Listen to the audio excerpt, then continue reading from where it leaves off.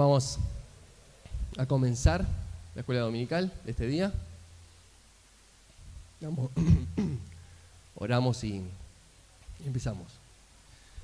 Padre, te damos gracias por la oportunidad de un día más estudiar juntos como iglesia tu palabra, profundizarla. Gracias, Señor, por tener tu palabra en nuestro idioma, que la podamos entender, Señor, y Dios, te pedimos ahora que tu Espíritu Santo esté obrando y esté transformando nuestras vidas y dándonos luz para poder comprender el significado de la narrativa bíblica, Señor, de esta historia del Éxodo. Y, Señor, que realmente podamos maravillarnos de quién sos vos. En el nombre de Jesús. Amén. Muy bien, hermanos, ¿cómo están? Gracias. No voy a hablar en guaraní. No aprendí nada, no entendí nada. Pero después, estoy medio complicado en la garganta, pero después vamos a pasar un videíto y vamos a contar un poco cómo fue la experiencia con Jorge, los guaraníes, y la verdad que fue hermoso.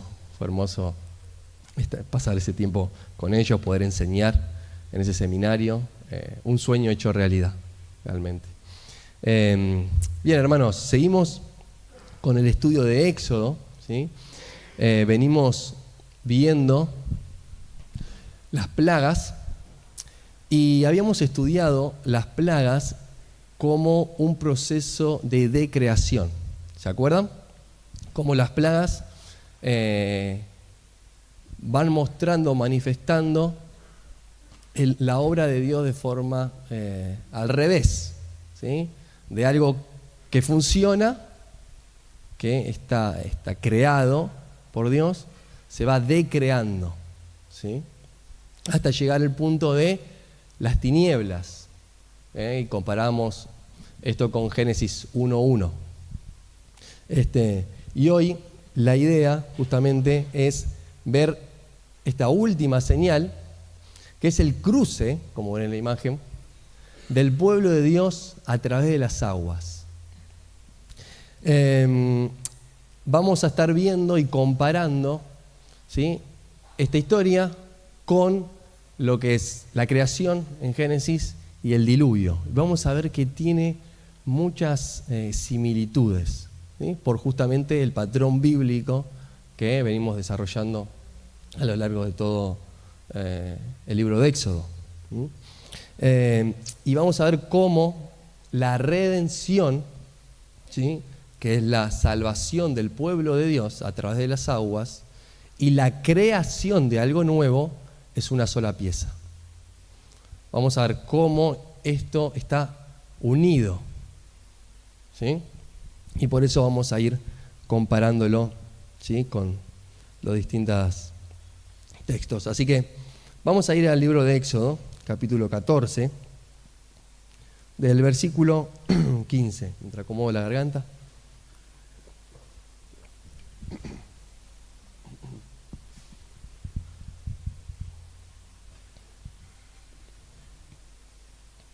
Dice: pero el Señor le dijo a Moisés: ¿por qué me pides ayuda? Ordena a los hijos de Israel que sigan su marcha.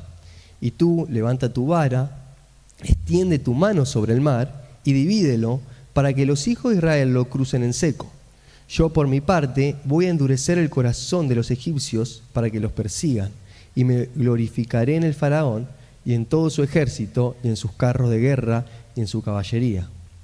Y cuando me haya glorificado en el faraón y en su caballería y carro de guerra, los egipcios sabrán que yo soy el Señor. El ángel de Dios que precedía el campamento de Israel se apartó de ellos y se puso en la retaguardia. Asimismo, la columna de nube que los precedía se apartó y fue a ponerse a sus espaldas, entre el ejército egipcio y el campamento de Israel. Para los egipcios, esta era una nube tenebrosa, pero para Israel lo alumbraba de noche.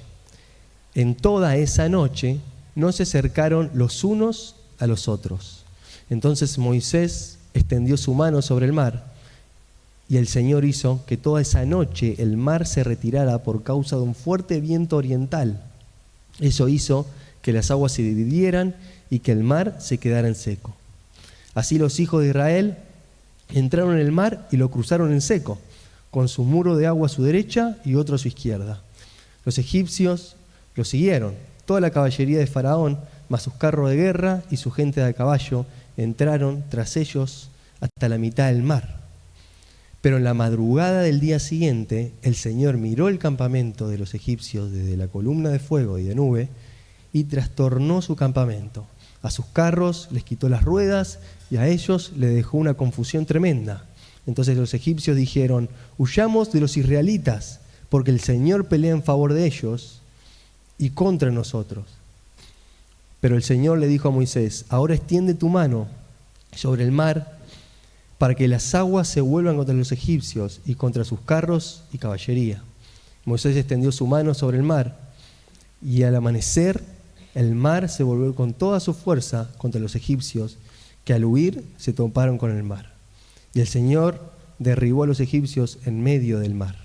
Al volverse las aguas, cubrieron por completo los carros y la caballería del faraón y todo su ejército que había entrado en el mar para perseguir a los israelitas. Ni uno de ellos quedó con vida. En cambio, los israelitas cruzaron el mar en seco, con un muro de agua a su derecha y otro a su izquierda. Aquel día el Señor salvó a los israelitas de manos de los egipcios, e Israel vio los cadáveres de los egipcios a la orilla del mar. Y al ver el pueblo de Israel aquel gran hecho que el Señor llevó a cabo en contra de los egipcios, tuvo temor del Señor, y todos creyeron en el Señor y en su siervo Moisés. Hermosa esta historia, ¿no? Es la frutilla de la torta, podríamos decir, de lo que se viene desarrollando a lo largo de las plagas. Y me gustaría, como habíamos dicho, en este relato y el día de hoy, centrarnos en tres cosas. Primero, ver cómo la creación y la redención significa justamente la liberación del pueblo de Dios, ¿sí?, de manos de los opresores, de la maldad, en este caso Faraón, Egipto, etc. La redención como recreación, como la creación de algo nuevo. Vamos a ver cómo esto, lo voy a repetir una y otra vez, es una sola pieza, tanto creación como redención. Y de nuevo, y la redención es, de nuevo, recreación, ¿sí? Vamos a ver cómo Israel pasa por las aguas, hace salir lo seco, divide las aguas, no sé si se acuerdan, si le viene a la mente algo, Génesis 1, ¿sí? Y lo lleva a un lugar, a un monte, ¿sí? ¿Sí? Un monte donde Dios después va a dar su sabiduría, les va a transmitir, les va a llevar a un lugar donde pueden disfrutar de su presencia, etc. Cómo esta historia se va repitiendo. Por eso vamos a ver cómo la redención es una sola pieza con la redención, ¿sí? Y vamos a ir viendo cómo el relato de la creación, el diluvio y el paso del pueblo de Dios por las aguas tienen muchas similitudes. Esto nos vamos a centrar ahora. Y vamos a ver algunos versículos bíblicos y vamos a ir comparándolo. Después lo que vamos a ver cómo los relatos de la época del mundo antiguo, ¿sí?, tienen muchas similitudes también. Acuérdense que hemos dicho una y otra vez que la Biblia, en este caso Éxodo, fue escrita para nosotros, pero no a nosotros. Y es muy interesante ver cómo las historias, por ejemplo, el Enuma Elish, las historias de Gilgamesh, de Marduk, que hemos estudiado, tienen muchas similitudes, ¿sí? ¿Por qué? Porque habíamos dicho que el lenguaje lo compartían, porque la cultura, en cierta medida, era compartida. Y esto nos va a ayudar a entender un poco el texto bíblico, ¿sí?, justamente porque nos vamos acercando un poco a su cultura. Y en tercer lugar, si nos da el tiempo, espero que sí, vamos a ver cómo esta idea amplía nuestra comprensión del significado del Evangelio. Vamos a ver qué tiene que ver esto con el Evangelio, con la obra de Jesucristo, ¿sí? Más que nada con su resurrección. Y vamos a tratar de ver cómo la resurrección, ¿sí? Es el inicio de algo nuevo, de una recreación, una redención, una creación. ¿Sí? Bien, así que vamos a ir viéndolo de a poco. Yo hice un cuadrito, más o menos, para que lo tengamos presente, con las distintas relatos, ¿sí? Tanto el cruce del mar, la creación y el diluvio. Y vamos a ver algunas cosas que se van repitiendo. Por ejemplo, versículo 16 de Éxodo dice: y tú levanta tu vara, extiende tu mano sobre el mar y divídelo para que los hijos de Israel lo crucen en seco. Ahí la palabra para dividir es la palabra en hebreo vaca, no de vaca el animal, de vaca, ¿sí? Y la palabra es violenta, ¿sí? Y es la misma que se usa en Génesis 7:11, que dice: el día 17 del mes segundo del año 600 de la vida de Noé, se rompieron todas las fuentes del gran abismo y se abrieron, vaca, las cataratas de los cielos. Se rompieron, se abrieron, ¿sí? De nuevo está asociando aguas con violencia. Acá tiene que ver también con el juicio de Dios, ¿sí? Exactamente es la misma palabra, ¿sí? Tiene una connotación más de juicio en este caso, ¿sí? Y es Dios mostrando en varios relatos, tanto en el relato del diluvio como ahora en el cruce del mar, con este acto de Moisés, ¿sí? El poder de Dios, ¿sí? Pero tiene con una connotación más de juicio, ¿sí? El versículo 19 y 20 del capítulo 14, estamos ahí en Éxodo capítulo 14, dice: el ángel de Dios que precedía al campamento de Israel, es decir, el ángel de Dios que iba adelante del campamento de Israel, ¿sí? Se apartó de ellos y se puso a la retaguardia. Asimismo, la columna de nube que los precedía se apartó y fue a ponerse a sus espaldas, entre el ejército egipcio y el campamento de Israel. Hay una división entre dos campamentos, entre dos pueblos. Para los egipcios, esta era una nube tenebrosa, subrayen esa palabra, nube tenebrosa, pero a Israel lo alumbraba de noche. En toda esa noche no se acercaron los unos a los otros. Es interesante ver cómo en todo el relato bíblico, todo el relato de las plagas, a partir de las plagas de las tinieblas, aparece la oscuridad, la noche. En el capítulo 10 de Éxodo, ¿sí? Versículo 21, dice que el Señor le dijo a Moisés: extiende tu mano hacia el cielo para que todo Egipto se cubra de tinieblas tan densas que hasta se puedan tocar. Y desde ese momento, desde esa plaga de las tinieblas, aparece la oscuridad, y en el relato no nos muestra, hasta que cruza el pueblo de Dios el mar, que el sol aparezca. Literalmente, desde la plaga de las tinieblas hasta el cruce del mar hay oscuridad. Ahora, no significa que literalmente no salió el sol nunca, ¿sí? No estamos diciendo eso. Pero sí, si ustedes empiezan a leer desde la plaga de las tinieblas hasta el cruce del mar, no aparece el sol. Y el narrador quiere mostrarnos algo. ¿Se acuerdan? Estuvimos viendo qué era lo que representaba el sol. ¿Se acuerdan que el sol estaba asociado con el dios Ra, ¿sí? Que era como el dios egipcio. Y estas tinieblas tienen que ver con la derrota de ese dios.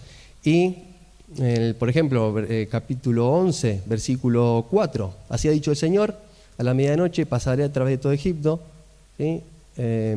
Versículo 12 del capítulo 11, esa noche, ¿sí? Y luego sigue hasta que recién en el versículo 27 del capítulo 14 aparece lo que es el sol, el amanecer, cuando el pueblo de Dios ya está cruzando y está llegando hacia el otro lado. O sea, no vemos en toda esta narrativa que haya salido el sol previamente. O sea, de nuevo, creo que no se malentienda, ¿sí? Puede ser que haya salido el sol, pero el narrador quiere mostrarnos algo. La oscuridad. Acuérdense que también que habíamos dicho que las plagas van progresivamente cada vez más violentas, ¿sí? Cada vez era más fuerte el poder de Dios que se iba a manifestar, hasta que las plagas de las tinieblas, la muerte de los primogénitos y el cruce del mar. Así que el narrador quiere mostrarnos lo que sucede en la oscuridad.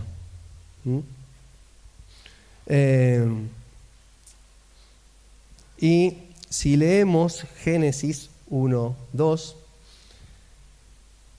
¿qué dice Génesis 1, 2?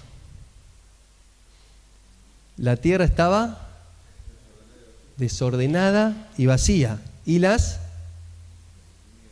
¿Hay alguna otra versión que diga algo distinto? Y la oscuridad cubrían las aguas profundas. ¿Qué versión, hermana? NTV. Ahí, si alguno tiene una Biblia de estudio, en Comentario de Sociedades Bíblicas, dice, según una idea muy difundida entre los pueblos del Antiguo Oriente, antes de la creación solo había un caos de tinieblas que lo cubrían todo como aguas amenazantes. Y estaba muy buena esa traducción. Tiene que ver con la oscuridad, ¿sí?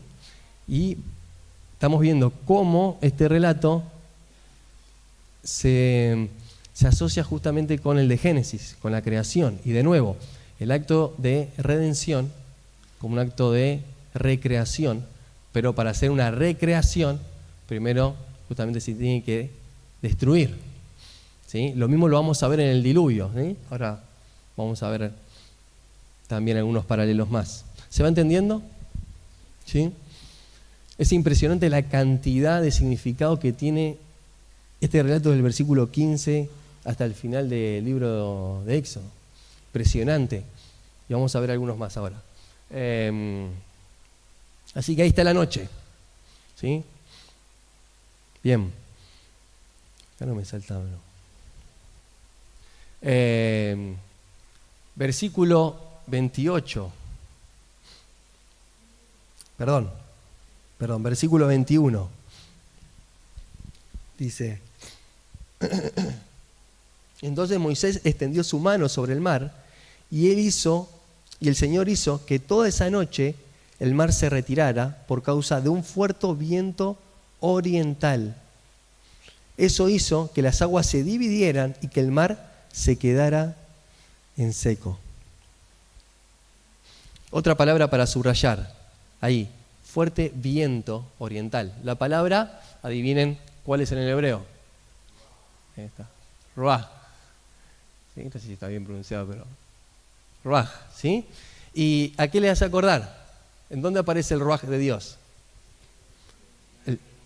En Génesis, el soplo de Dios, ¿sí? Puede ser espíritu, puede ser viento, es la misma palabra. Aparece en Génesis. ¿Y en qué otro lugar más? El ruaj de Dios. Empieza con D y termina diluvio.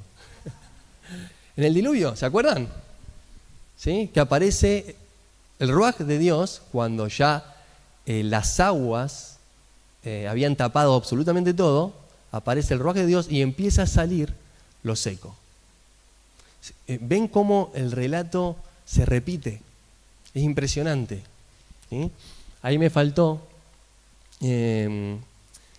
versículos 19 y 20, resaltar lo de los campamentos, ¿sí? Ahí habla cómo los campamentos se dividen entre los dos campamentos, el campamento egipcio y el hebreo. Y habla de luz y tinieblas. 19 y 20, vamos otra vez. Dice: el ángel de Dios que precedía el campamento de Israel se apartó de ellos y se puso en la retaguardia. Asimismo, la columna de nube que los precedía se apartó y fue a ponerse a sus espaldas.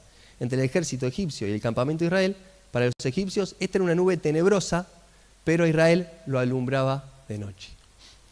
Luz y tinieblas. ¿Sí? ¿Le hace acordar algo? De nuevo, otra vez, es impresionante.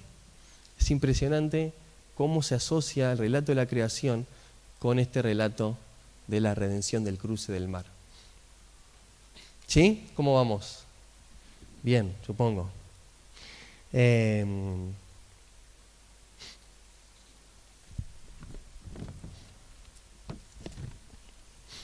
Entonces, el ruaj de Dios aparece tanto en la creación, en el diluvio y acá. Y los tres tienen esta connotación de nueva creación saliendo de las aguas. Aparece el ruaj en los tres relatos y tiene que ver con nueva creación saliendo de las aguas de nuevo. ¿Sí? Versículo 28. Dice: al volverse las aguas, cubrieron por completo los carros y la caballería de Faraón y todo su ejército que había entrado en el mar para perseguir a los israelitas, y ni uno de ellos quedó con vida. Otra palabrita para subrayar ahí: cubrieron. Tallá, o como se pronuncie. Y tiene que ver, es la misma palabra que aparece ahí en Génesis 7, 19 y 20, que justamente es cuando estaban totalmente cubiertas las aguas, ¿sí? En el diluvio. Es exactamente la misma.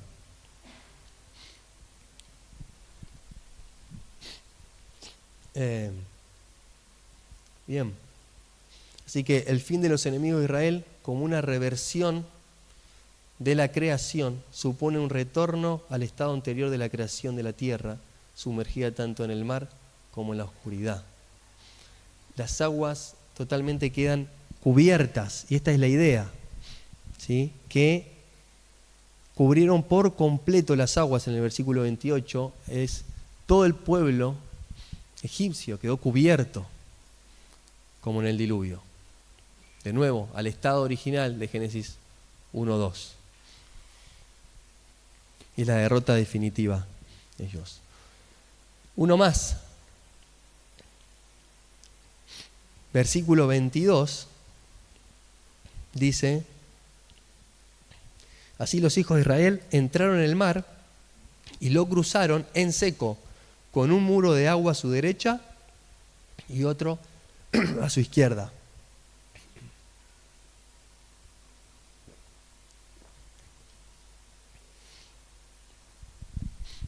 Y es interesante cómo esa palabra tierra seca, que es Yabayá o algo así, es la misma palabra que aparece en Génesis 1:9.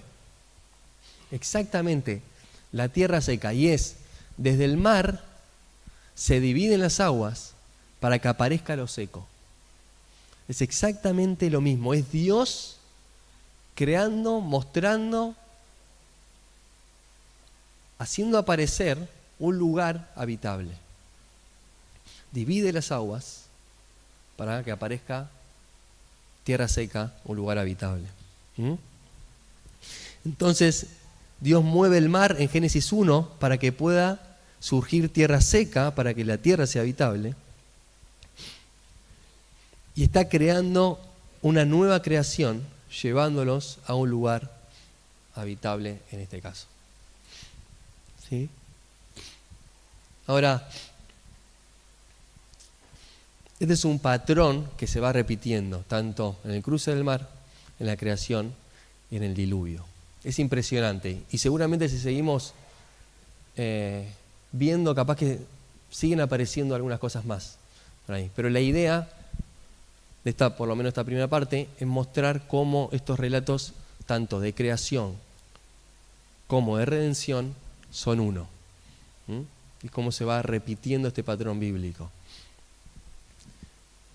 Bien. Ahora, me gustaría tomarnos unos minutitos para seguir profundizando en este evento del cruce del mar, para compararlo con algunas historias de la época. Y ahí tenemos una imagen que es de la epopeya de Baal, que Baal, ahí se muestra como el dios del trueno, ¿sí? Si no me equivoco, que está derrotando un dragón. Y curiosamente, está derrotando a un dios que se llama Sham, que curiosamente es la palabra para mar, Sham, ¿sí? Y el mar,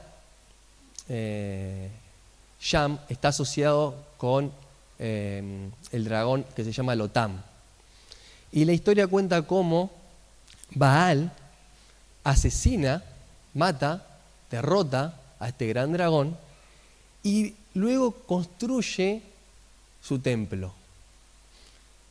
Como la derrota o la victoria de este dios a las aguas caóticas, el mar, el dragón, termina construyendo un lugar donde puede habitar. Impresionante, se puede en internet, si lo buscan, sale enseguida. Es impresionante, pueden seguir leyendo la historia, pero bueno, está ahí para ilustrar un poquito esto. El segundo ejemplo, parece, es el poema babilonio, ahí, el Enuma Elish, que lo hemos repetido varias veces, que Marduk, este dios que pelea contra Tiamat, el dragón. Y Tiamat era este dragón que representa las aguas caóticas también. Y así tenía acá. Con la derrota de Tiamat, Marduk mata a Tiamat y con eso le sirve para crear el mundo. Y justamente este lenguaje mitológico de estas historias nos ayuda a pensar un poco cómo se entendía en esa época estas historias también. Vayamos rápido al Salmo 18, 15 y 16. Vamos a ver algunos textos rápidos. 18, 15 y 16. Dice: el Señor dejó oír su reprensión y a la vista quedó el fondo de las aguas. De su nariz salió un intenso soplo y a la vista quedaron los cimientos del mundo. Desde lo alto del Señor me tendió la mano y me rescató de las aguas tumultuosas. Está mostrando cómo la salvación tiene que ver con el rescate de ¿qué? De las aguas. Vayamos rápido al Salmo 74, 12 y 13.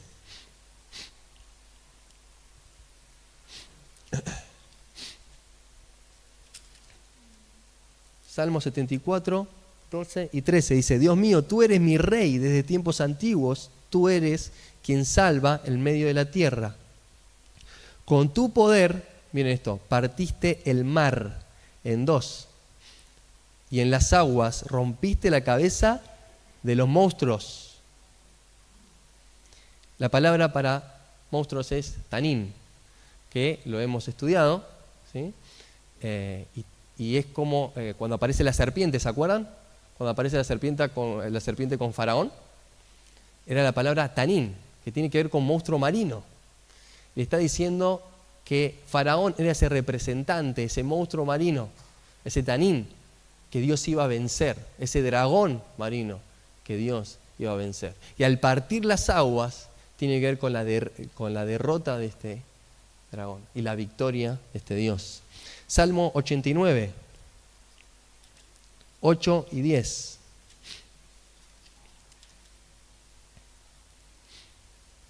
Dice, poderoso Señor, Dios de los ejércitos, ¿quién como tú?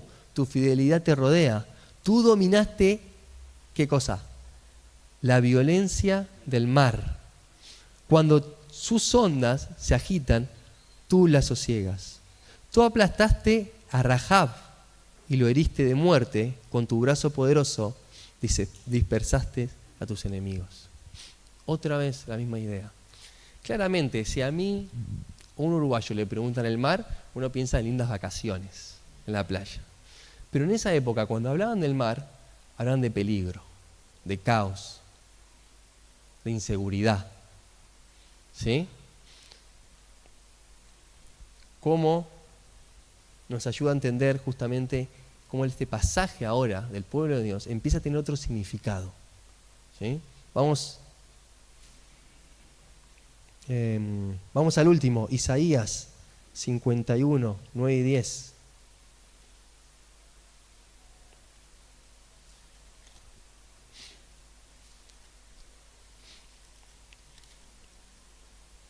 Dice, despiértate, brazo del Señor, despierta y revístete de poder. Despiértate como los días de antaño, como en los siglos pasados. ¿Acaso no eres tú el que partió en dos a Rahab? ¿El que hirió de muerte al monstruo del mar? ¿No eres tú el que secó el mar, las aguas del mar profundo? ¿No eres el que hizo el fondo del mar un camino para que por él pasaran los redimidos? Impresionante cómo este lenguaje, ¿no?, nos ayuda a comprender todo esto, ¿no? Es tremendo, es tremendo. Entonces, podemos ver o comprender de una manera más amplia este significado, lo que significaba para el pueblo en ese momento, ese tiempo histórico, este evento. Incluso para los egipcios, cuando amanecía, era justamente que el dios Ra vencía y este sol brillaba, entonces el dios de los egipcios era quien estaba reinando. Y el pueblo cruza o termina de cruzar cuando amanece, ¿se acuerdan? Ahí en el versículo 28. Hay un comentarista que lo consultamos mucho, Michael Morales, que dice que este pueblo que estaba pasando por medio de la oscuridad, en todo este tiempo por medio de la oscuridad, y lo estaban siguiendo a los hebreos, cuando sale el sol, ellos dicen, listo, viene Ra. Ahora sí vamos a vencer a los hebreos y los vamos a derrotar, porque nuestro Dios salió el sol, salió nuestro Dios. Y dice este comentarista que justamente al creer ellos eso, tuvieron la consecuencia contraria. Fueron derrotados cuando ellos esperaban a ese Dios, ¿verdad? En verdad las aguas se les vino encima, mostrando quién era el Dios verdadero, quién era Dios. Y cómo estas historias nos ayuda, o este significado más cultural, capaz de la época, nos ayuda a comprender ese evento, ¿sí? Y esto es un esfuerzo que venimos haciendo a lo largo de todo este tiempo, y es bueno que lo sigamos haciendo, ¿sí? Como hemos dicho una y otra vez, estos textos son para nosotros, pero no fueron escritos a nosotros. Entonces tenemos que hacer este esfuerzo, estudiarlo, profundizar, también profundizar en esa cultura antigua, pero es interesante cómo la Biblia se evidencia a sí misma, ¿no? Y se manifiesta esto. Y por último, vamos a ver cómo este significado de la derrota del mar, del gran dragón, tiene un significado o amplía nuestro conocimiento del Evangelio. Y me gustaría solamente ver algo puntual nomás, que está en el libro del Evangelio de Juan, capítulo 19, versículo 30. Jesús, ahí aparece uno de los gritos de Jesús y dice, consumado es. ¿Se acuerdan que en la cruz aparecen también las tinieblas? Aparece la oscuridad. Jesús exclama, dice, consumado es, tetelestai, se terminó.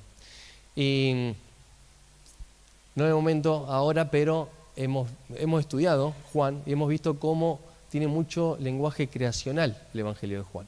Habla, bueno, de Génesis, Evangelio de Juan 1.1, ¿se acuerdan? ¿Sí? Como también habla de los 7 días, habla del número 6, continuamente nos está haciendo referencia a la creación. Y cuando Jesús dice consumado es, está diciendo la obra se terminó. Terminó la vieja creación. Completé la obra de mi Padre. Y en el capítulo 20, el versículo 1 del Evangelio de Juan,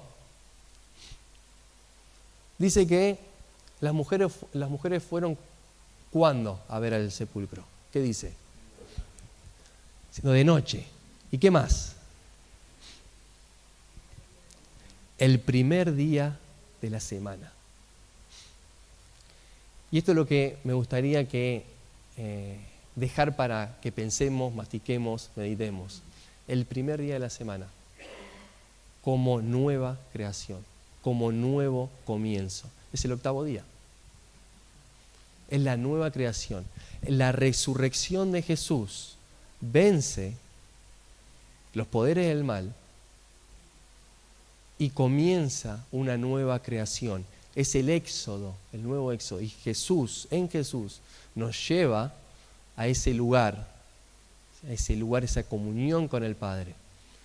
Y es interesante verlo de ese lado, ver cómo la resurrección de Jesús también tiene que ver con la nueva creación. Bueno, Pablo justamente lo dijo, ¿no? El que está en Cristo es una nueva criatura, una nueva creación. Y esto es producto de la resurrección de Jesús. Porque Él vence a los poderes del mal, derrota al mar, derrota al dragón, derrota la muerte, derrota el pecado. ¿Sí? Hace salir lo seco, por decirlo de una manera. ¿Sí? Y Él es el camino, es el lugar firme, seguro, por el cual nosotros podemos transitar. ¿Sí? Y nos lleva a esa comunión con el Padre. Amén. Oramos. Te damos gracias, Señor, por tu palabra. Gracias, Señor, porque de nuevo podemos estudiarla, meditarla, profundizar. Señor, te pido que nos ayudes a comprender más este significado del Evangelio, Dios. Que podamos, Señor, ver cuán hermoso, poderoso, majestuoso sos, Señor. Y gracias por tu palabra. Gracias porque podemos estudiarla juntos, Señor. Sigue obrando en tu iglesia, ayudándonos, Señor, en nuestro diario vivir a profundizar nuestra comunión contigo. En el nombre de Jesús. Amén.